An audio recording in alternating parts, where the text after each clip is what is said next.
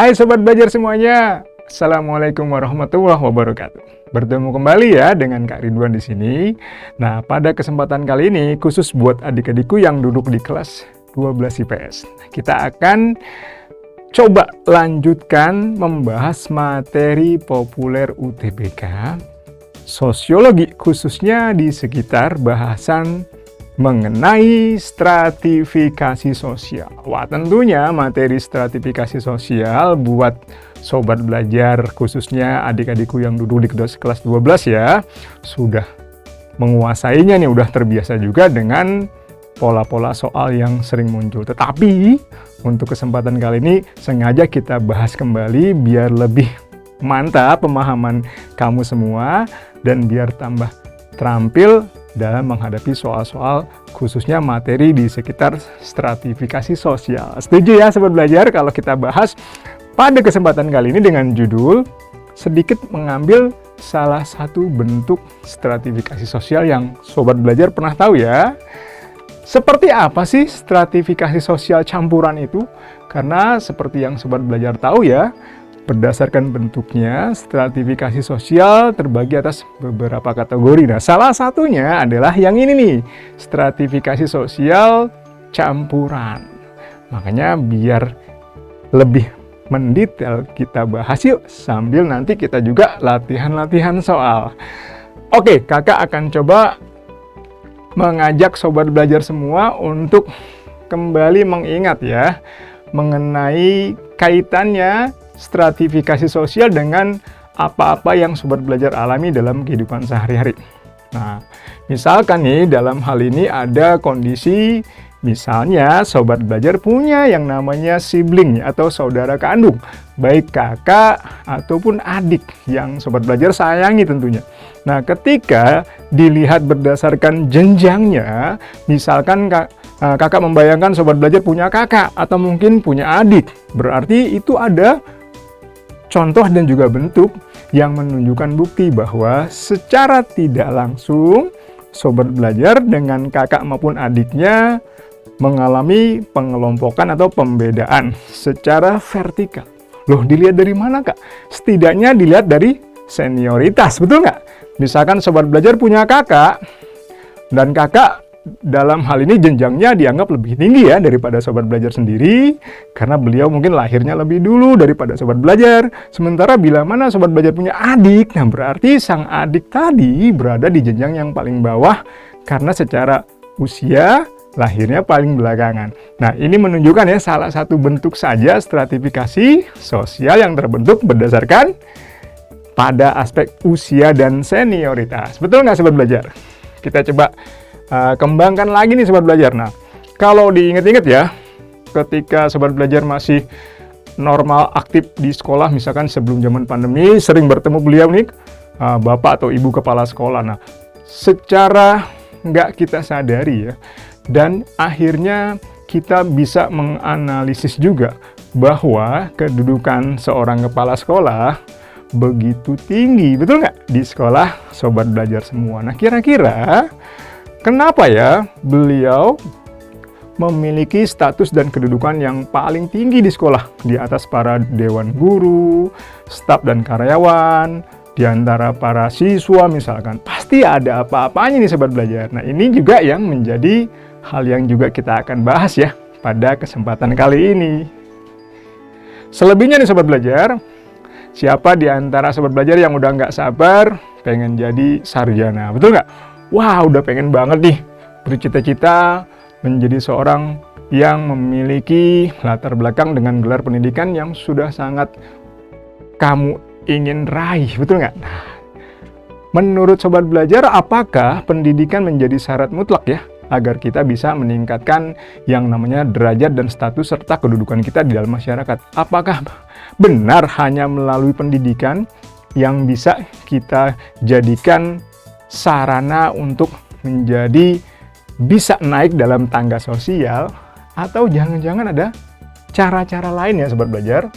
Nah, katanya sih seperti yang pernah kita juga ikutin perkembangannya di dalam kehidupan masyarakat ya, kadang masyarakat juga bisa menggunakan yang namanya saluran lain, saluran-saluran yang nggak harus melulu di bidang pendidikan. Karena di contohnya nih Sobat Belajar, mengingat siapa sih yang nggak kenal dengan beliau ya? Nah, Mr. Steve Jobs yang menurut sejarahnya beliau sendiri nggak tuntas nih kuliahnya. Beliau sempat DO, betul nggak? Drop out dari kuliahnya, tetapi membawa hikmah malah menambah motivasi beliau untuk semakin berhasil di dunia yang beliau geluti. Dan kita tahu sekarang karya beliau yaitu bagian dari teknologi yang nggak bisa dipisahkan dari kehidupan kita. Nah, mudah-mudahan jadi motivasi ya Sobat Belajar buat kita semua. Terus nih Sobat Belajar, kalau kakak singgung mengenai yang namanya status dan kedudukan kita di masyarakat, kadang kita bisa bayangkan bahwa salah satu faktornya adalah adanya unsur nilai. Betul nggak Sobat Belajar? Nilai adalah sesuatu yang dihargai dan bisa jadi bentuknya salah satunya adalah kekayaan.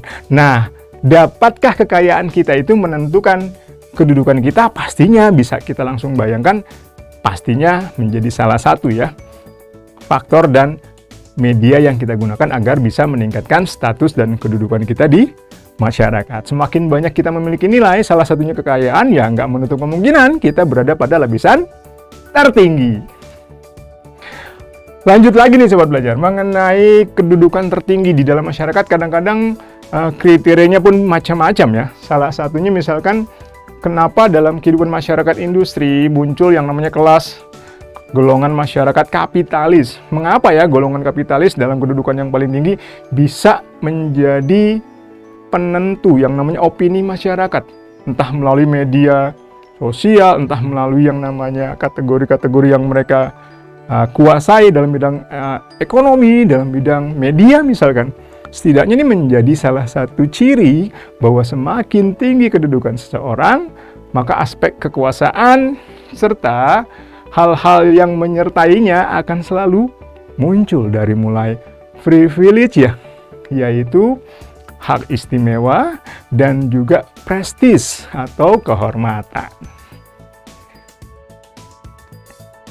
Apa saja ya Sobat Belajar yang kita bisa kembangkan di sekitar jenis dan bentuk stratifikasi sosial?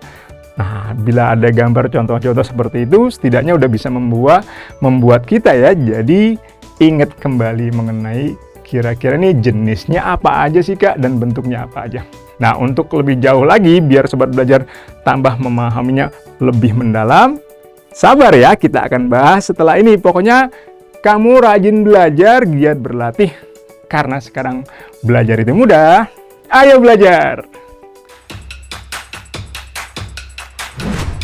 Jangan lupa belajar, karena sekarang belajar itu mudah. Ayo belajar! Baik Sobat Belajar semuanya, gimana? Masih semangat ya untuk ngikutin bahasan kita di sekitar jenis dan bentuk-bentuk interaksi sosial. Nah, sebelum kita lanjut ke bahasan bentuk dan jenisnya, kita coba yuk sedikit kembangkan di sekitar konsep-konsep dasarnya dulu. Adalah nih seorang sosiolog yang bernama Pitirim A. Sorokin. Nah, beliau nih menyatakan nih Sobat Belajar bahwa stratifikasi sosial itu adalah suatu bentuk pembedaan. Atau mungkin kalau bisa kita katakan sebagai bentuk pengelompokan ya. Pembedaan atau masyarakat itu dikelompokkan ke dalam kategori-kategori yang beliau bilang nih adalah kelas-kelas secara bertingkat atau sifatnya hierarkis. Nah, kalau kita bayangkan ya Sobat Belajar, ada kata kunci di sini, masyarakat dibedakan gitu ya, atau dengan kata lain dikelompokkan. Nah, pengelompokannya ini sifatnya tidak horizontal ya Sobat Belajar, melainkan bersifat vertikal. Kakak coba bikin ilustrasinya sedikit ya Sobat Belajar. Mudah-mudahan setidaknya bisa memudahkan kita semua dalam memahami apa yang dimaksud dari pengelompokan berdasarkan kelas-kelas tadi ya, yang disebut dalam kategori hierarkis tersebut. Nah, misalkan ada sebuah bagan atau gambar yang menunjukkan tingkatan kelas. Wah, misalkan Kak Ridwan gambarnya gini ya. Ada tingkatan kelas, ada kelas paling bawah, ada kelas yang di tengah-tengah. Dan lihat yang di atasnya ada kelas tertinggi ya. Nah, kalau sobat belajar lihat di situ, kecenderungannya adalah semakin kelasnya berada pada posisi teratas ya sobat belajar. Nggak tahu kenapa nih, memang kenyataannya memang pada kondisi empirisnya memang seperti itu nih sobat belajar. Yaitu semakin tinggi kedudukan atau lapisan dalam masyarakat, maka semakin ruang yang tersedia semakin terbatas. Atau kita bisa bilang mengkerucut ya. Sehingga bisa kita katakan, inilah yang menjadi ciri dari stratifikasi sosial dalam masyarakat, di mana semakin tinggi lapisan dan kedudukan dalam masyarakat, maka ruang atau yang disediakan di situ sangatlah terbatas. Inilah yang menyebabkan adanya persaingan. Betul nggak sobat belajar? Siapa di antara sobat belajar yang nggak pengen sih masuk ke perguruan tinggi negeri yang sobat belajar ingin banget cita-citakan bisa tercapai ya, terwujud jurusannya, fakultasnya, PTN-nya. Amin. Mudah-mudahan terwujud ya sobat belajar. Tentunya dari gambaran hal tersebut kita bisa membayangkan ya bahwa ruang yang disediakan di setiap PTN, di setiap jurusan maupun fakultas yang sobat belajar ingin targetkan itu begitu terbatas jumlah kursinya gitu ya, dibandingkan dengan minat dari peserta misalkan UTBK atau mungkin ujian mandiri yang lain yang jumlahnya tentunya sangat banyak. Dan inilah yang mendorong terjadinya tingkat persaingan yang semakin ketat. Betul nggak sobat belajar? Karena untuk mendapatkan posisi tertinggi itu harus melalui proses persaingan yang ketat. Ya karena apa sih Kak terjadi persaingan? Karena banyaknya atau adanya kesamaan tujuan dari masyarakat untuk mencapai tujuan yang sama, tetapi tidak diimbangi dengan ruang yang sesuai, melainkan ruang ketersediaannya begitu terbatas. Makanya kecenderungan bagan stratifikasi sering identik dengan bentuk piramida atau berbentuk kerucut ya sobat belajar. Nah, katakanlah yang paling atas ini kita sebut aja misalkan kelas ya. Kelas atas. Kalau ini kelas bawah, yang paling bawah, berarti yang tengah-tengah sobat belajar tahu ya. Kelas menengah misalkan middle class. Kita tulis misalkan kelas menengah. Mengacu kepada istilah kelas tadi, setidaknya kalau menurut Pitirim As-Sorokin, ini menunjukkan bahwa masyarakat dikelompokkan, dibedakan, dibagi-bagi secara bertingkat-tingkat ya sobat belajar, dan sifatnya vertikal atau dalam kategori hierarkis. Jenjang semakin lama, semakin tinggi, semakin memperoleh yang namanya aspek-aspek yang khas, dari mulai kekuasaan, semakin tinggi kedudukannya, semakin tinggi dan semakin besar kekuasaannya. Mengikuti juga yang namanya semakin yang namanya nilai prestis maupun privilege-nya ngikutin juga ya sobat belajar. Makanya sobat belajar kalau ingin memperoleh kekuasaan yang besar, kehormatan yang begitu tinggi maupun hak istimewa yang juga didapat, yuk kita berlomba-lomba untuk berprestasi bisa memperoleh kedudukan yang tertinggi. Betul nggak sobat belajar? Nah, setidaknya pembagian masyarakat secara berkelas atau bertingkat-tingkat tadi yang bisa kita bayangkan menjadi salah satu yang namanya wujud dari sistem pelapisan masyarakat atau stratifikasi sosial. Dan ini menjadi materi yang cukup populer tentunya ya sobat belajar. Dan alasan kenapa kita bahas pada kesempatan kali ini, materi stratifikasi sosial setiap tahunnya selalu muncul. Makanya nih kita kuasai dari sejak dini. Betul nggak sobat belajar? Menurut Pak Pitirim Sorokin, jadi ingat ya, pembedaan atau pengelompokan masyarakat ke dalam kelas-kelas secara bertingkat atau hierarkis.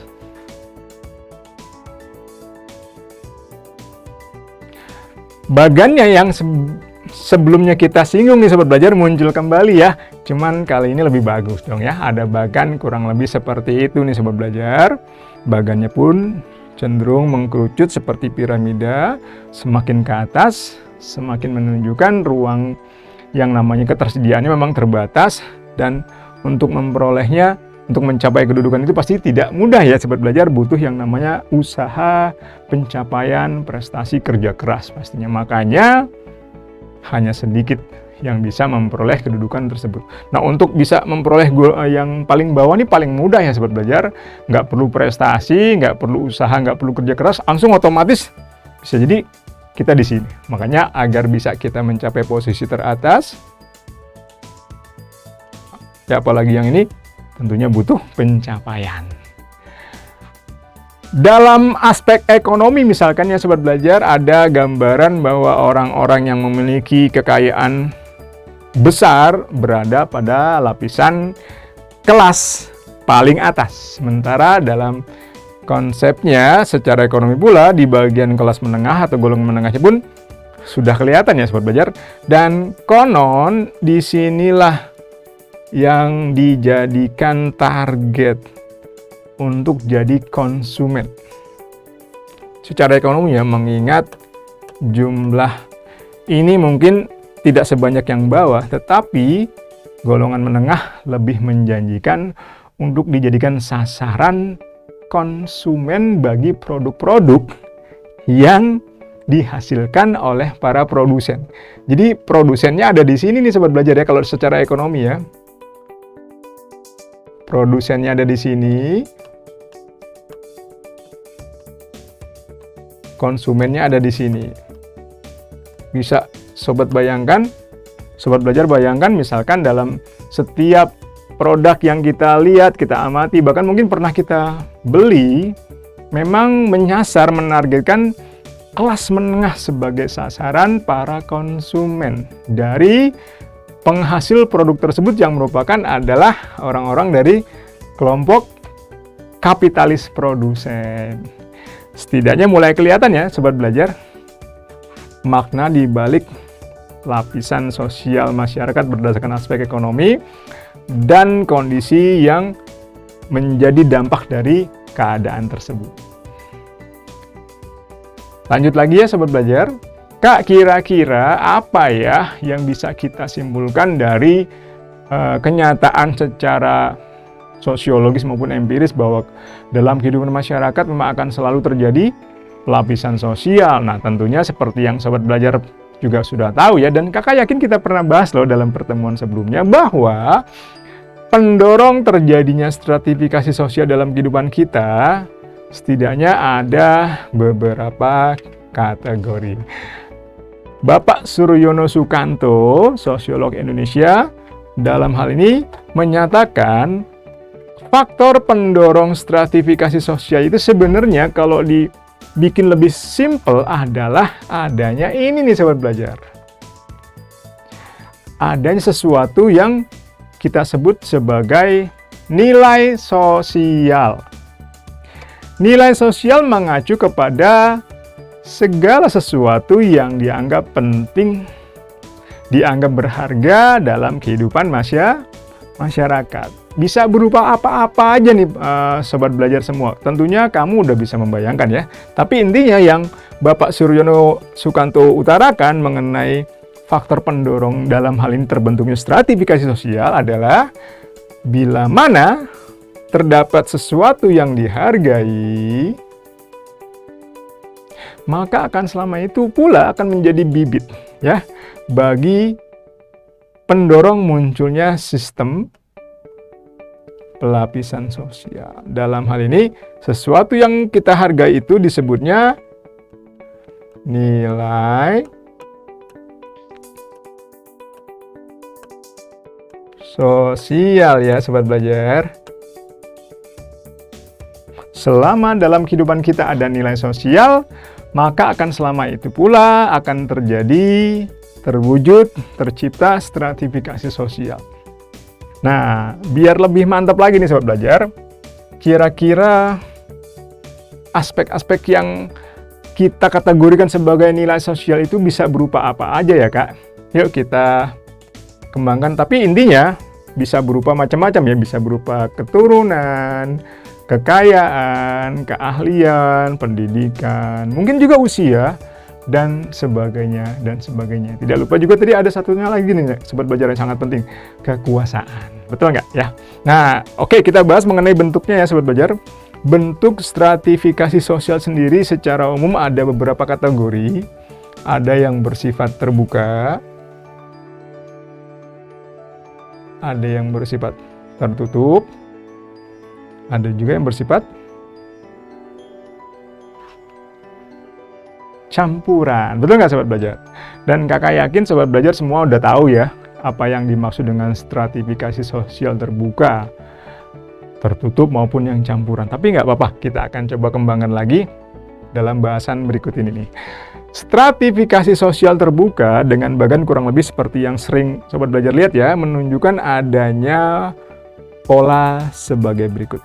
Menunjukkan bahwa dalam stratifikasi sosial terbuka ini memberikan peluang bagi masyarakat untuk berpindah kedudukan dari satu lapisan ke lapisan lain, baik secara vertikal naik maupun vertikal turun. Dari bawah bisa ke atas, pun sebaliknya dari atas pun bisa ke bawah. Jadi ini menunjukkan adanya kesempatan yang dimiliki oleh masyarakat dari berbagai lapisan untuk berpindah kedudukan. Misalkan kakak hidup di masyarakat industri, kakak dari keturunan petani, yang akhirnya kakak pindah ke kota besar, ke masyarakat industri, walaupun misalkan orang tua kakak adalah seorang petani miskin, tetapi misalnya kakak misalkan berhasil melanjutkan pendidikan sampai tingkat yang tinggi, dan kakak berhasil melanjutkan cita-cita kakak untuk berkarir di dunia yang namanya profesi yang kakak geluti berdasarkan latar belakang pendidikan yang kakak miliki juga. Akhirnya kakak jadi misalkan jadi seorang yang berprofesi dan juga punya karir yang sukses.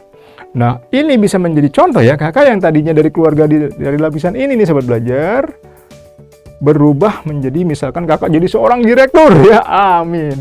Nah, tidak untuk kemungkinan kakak bisa menembus lapisan-lapisan tadi dan bisa memberikan kesempatan bagi kakak untuk berada pada lapisan ini. Tapi juga bisa dibalik ya. Misalkan kakak tadinya orang sukses, tapi suatu ketika mungkin karena ada faktor dampak dari misalkan selama pandemi ya, kita pernah dengar banyak ya kabar berita bahwa banyak perusahaan-perusahaan yang akhirnya bangkrut dan banyak mendorong para pengusaha juga banyak yang pilot dan akhirnya juga bangkrut, dan tidak menutup kemungkinan terjadi juga sebaliknya. Vertical sinking. Kurang lebih salah satu contohnya ya, pendidikan di masyarakat industri, masyarakat maju, masyarakat modern bisa menjadi salah satu saluran dan memberi kesempatan kepada siapapun untuk bisa berpindah kedudukan. Makanya kalau kita bilang pendidikan penting, pastinya ya. Betul nggak Sobat Belajar? Apalagi ya kira-kira kakak rasa satu lagi gambar ya yang menunjukkan bahwa jenjang karir membuka kesempatan bagi masyarakat modern, masyarakat industri untuk bisa berpindah kedudukan pada lapisan-lapisan yang lebih tinggi. Atau mungkin sebaliknya. Nah, berikutnya adalah stratifikasi sosial yang bagannya gini nih Sobat Belajar. Tahu ya? Sistem stratifikasi sosial tertutup. Dalam arti dalam sistem stratifikasi sosial tertutup, struktur masyarakatnya tidak memberikan peluang atau tidak memberikan kesempatan bagi masyarakat di tiap lapisan untuk berpindah kedudukan pada lapisan yang lain. Karena dalam hal ini, lapisan-lapisan tersebut menganut sistem tertutup, tidak memberikan peluang. Kalaupun terjadi gerak, gitu ya, gerak dinamisasi dalam bidang kehidupan mereka masing-masing hanya terbatas pada lapisan-lapisan itu sendiri.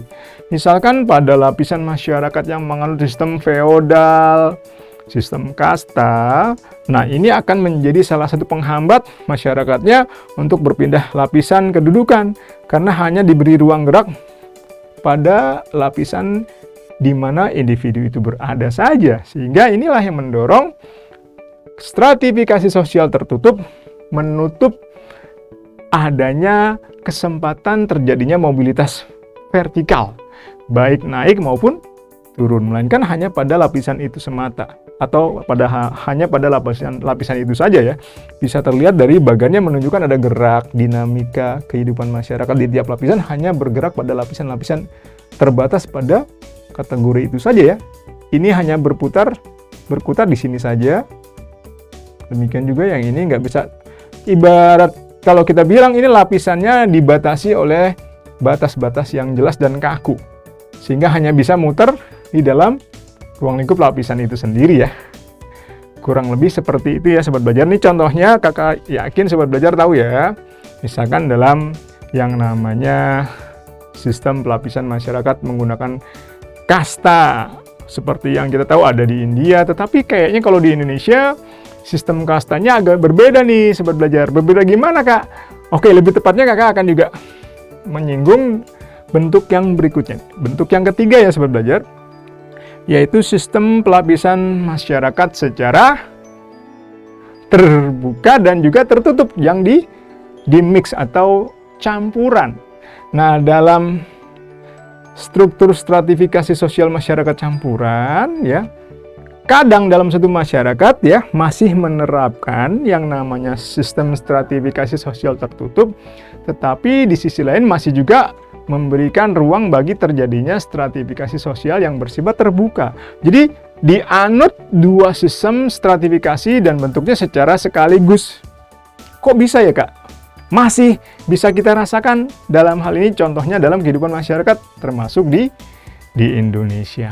Misalkan ya Sobat Belajar, Kakak kebetulan punya gambar foto dari salah seorang kepala daerah dari provinsi DKI Jakarta, seorang gubernur yang dalam hal ini jabatan yang beliau peroleh berhasil didapat melalui mekanisme pilkada misalkan. Nah, dalam hal ini pilkada menjadi salah satu wujud asas demokrasi dan salah satu juga alat media saluran untuk memperoleh kedudukan tinggi, yaitu sebagai kepala daerah. Secara terbuka siapapun bisa menjadi seorang kepala daerah, salah satunya misalkan gubernur. Betul nggak Sobat Belajar? Siapa yang punya cita-cita pengen jadi gubernur misalnya? Bisa. Itu menunjukkan masyarakatnya menganut sistem pelapisan sosial secara terbuka, gitu ya. Nah, kalau masyarakatnya menganut campuran, di sisi lain juga masih menempatkan ruang bagi sistem stratifikasi lain, yaitu sistem stratifikasi sosial yang tertutup.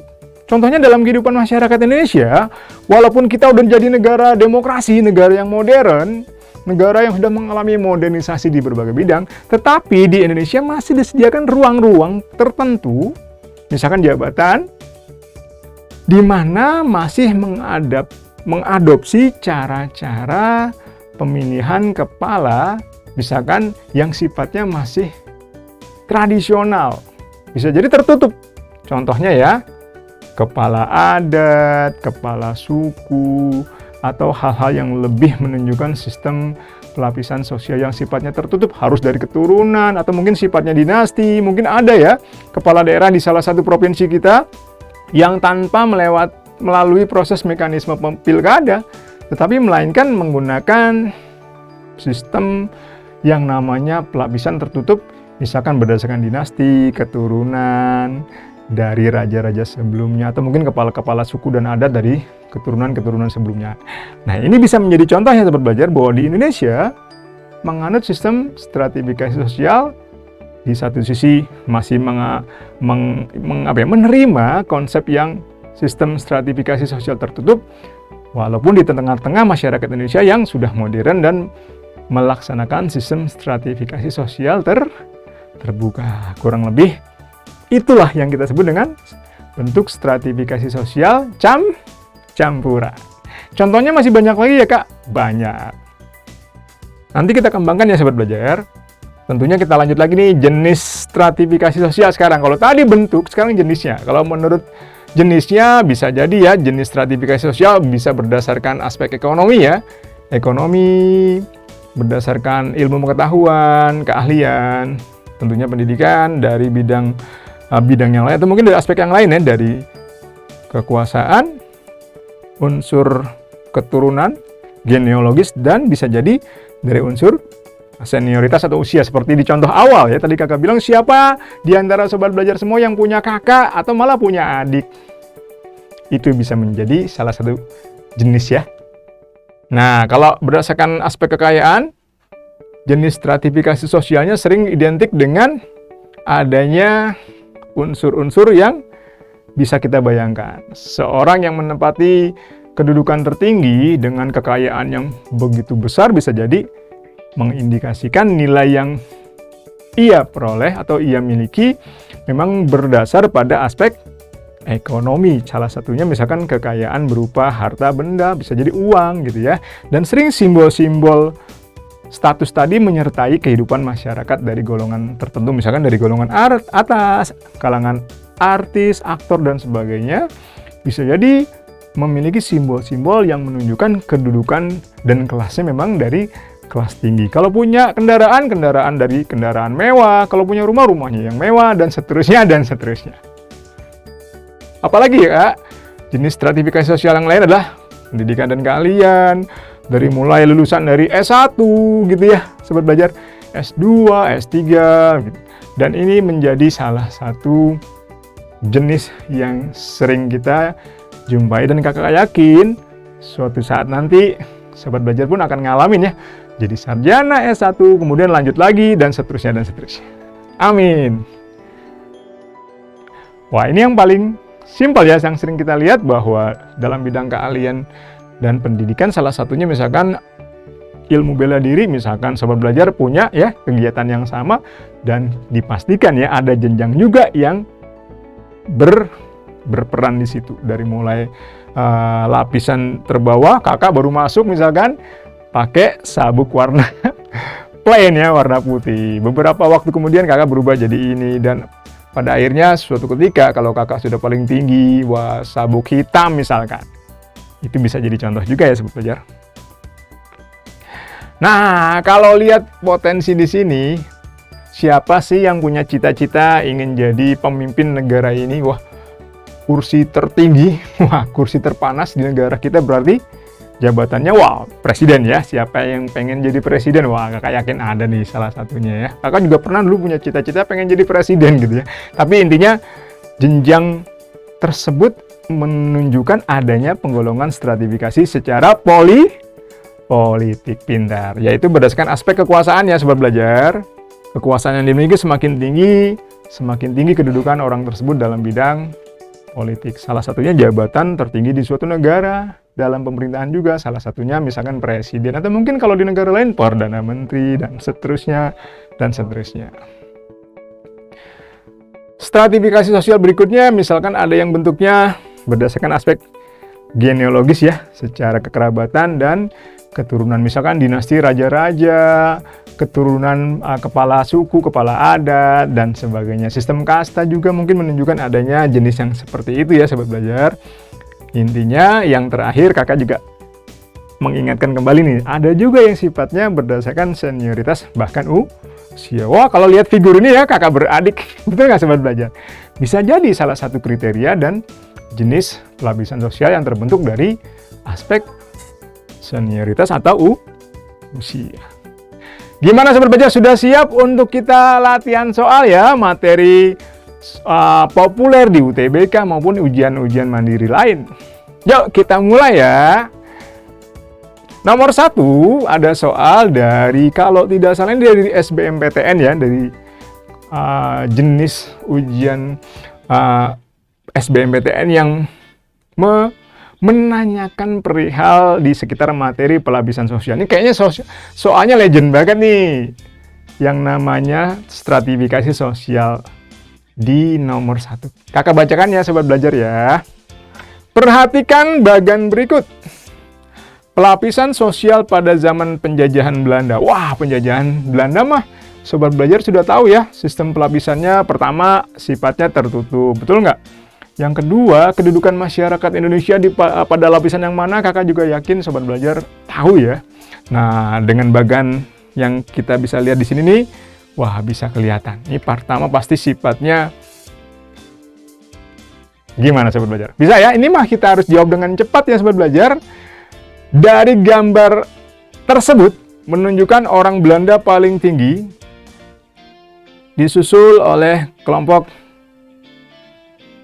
timur, baik Asia Barat, Asia Timur, dan Asia Selatan. Biasanya orang-orang dari Tionghoa, orang Arab, orang yang namanya India, misalkan di zaman Belanda tuh mereka memiliki kedudukan pada lapisan golongan kedua dan yang terbawah golongan bumi putra. Dan ini sifatnya begitu kaku. Sifatnya berdasarkan apa kira-kira? Berdasarkan kategori ini nih sobat belajar. Kulit putih, orang Asia, dan yang paling rendah adalah orang Eropa. Selebihnya, koma lagi ya, ada lagi aspek lain. Atau mungkin kita letakkan di posisi pertama. Aspek pertama adalah kekuasaan. Kenapa sih kak orang-orang Belanda, orang Eropa di atas? Karena mereka memiliki aspek ini. Yang kedua, karena ada aspek ini, rasnya dianggap kulit putih oleh mereka yang masih menganggap kedudukan orang-orang kulit putih lebih tinggi, dan seterusnya. Dan dilihat dari segi sifat, ini sifatnya tertutup. Kenapa kita katakan tertutup ya sobat belajar? Iya betul, karena tidak memberi ruang gerak kesempatan bagi lapisan bawah khususnya untuk bisa naik ke atas, pun demikian sebaliknya.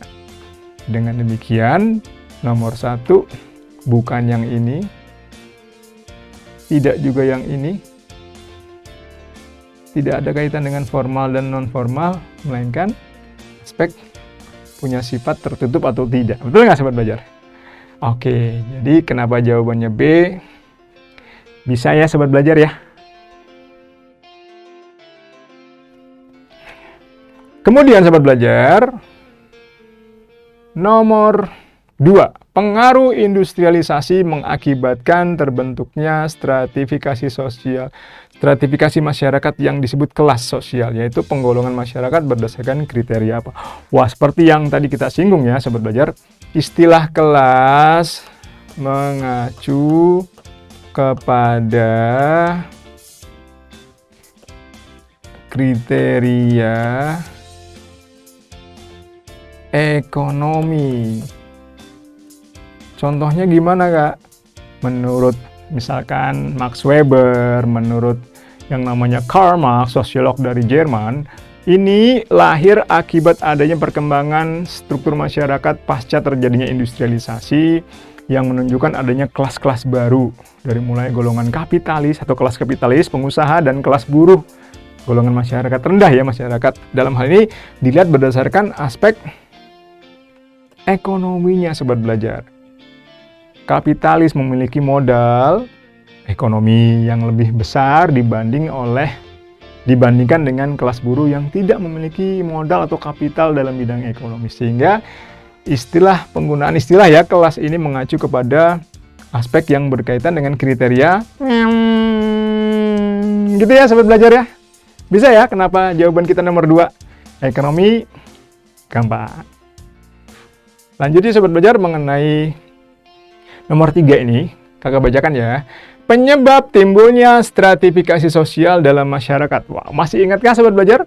Di awal tadi kita singgung dalam kehidupan masyarakat sebenarnya selama terdapat aspek yang dihargai atau kita sebut nilai ya, maka selama itu pula akan selalu terjadi stratifikasi sosial. Bila mana di dalam masyarakat ada nilai adalah nilai sosial ya kita sebutnya ya sobat belajar. Nilai sosial adalah sesuatu yang dihargai, sesuatu yang penting, sesuatu yang ideal, sesuatu yang menjadi harapan dan tujuan masyarakat dihargai. Dalam hal ini, nilai sosialnya menjadi pencetus. Kenapa dalam masyarakat akan selalu terdapat atau terjadi stratifikasi. Dengan demikian, sobat belajar, kenapa nomor 3 jawabannya C? Gampang ya. Kita lanjut lagi ya, sobat belajar. Sekarang nomor 4, sobat belajar, ada bagannya ya, bagan stratifikasi sosial.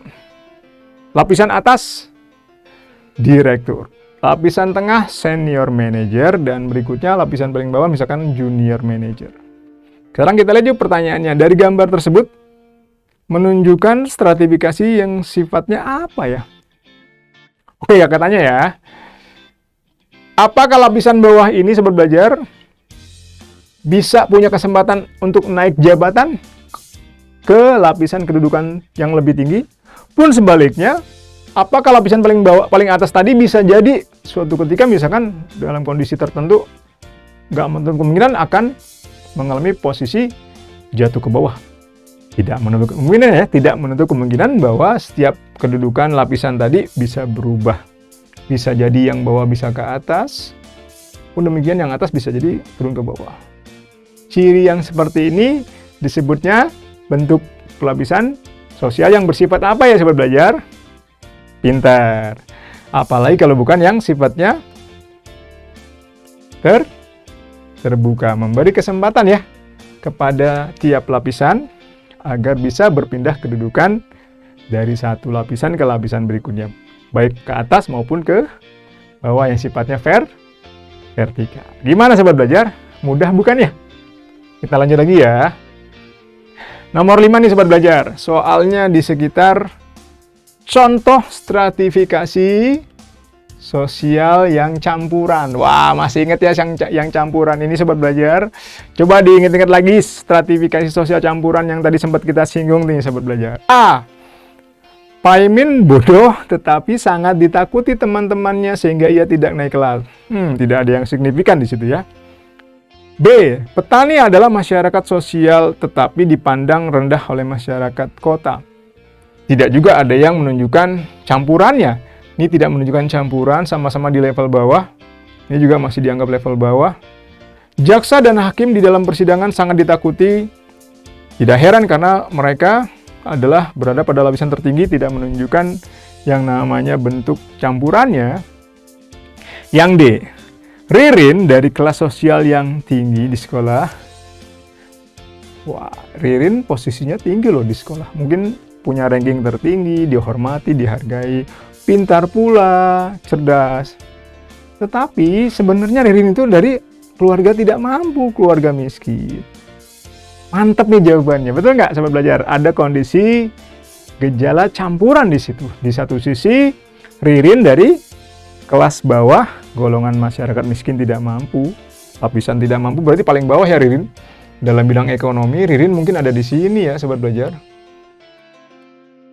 Ririn di sini. Tapi kalau dalam bidang akademik, keilmuan di sekolah, Ririn ada di sini.